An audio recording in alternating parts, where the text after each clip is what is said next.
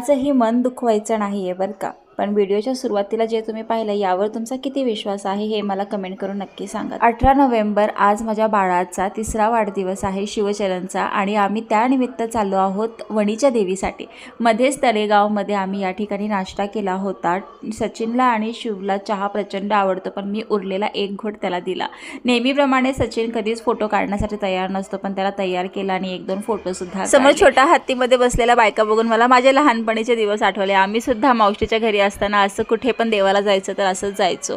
तर मंडळी बघता बघता गडावरती पोहोचलो आणि त्यानंतर मी 251 रुपयाची ओटी घेतली आणि ठरवलं होतं की रोपवेनी जायचं का तर आपला वेळ वाचेल।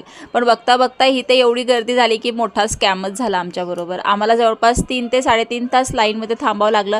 काही असू दे पण देवीचं दर्शन मात्र खरंच खूप छान झालं। डोळे भरून भरपूर वेळ देवीला पाहता आलं। तर मंडळी ह्यावरती एक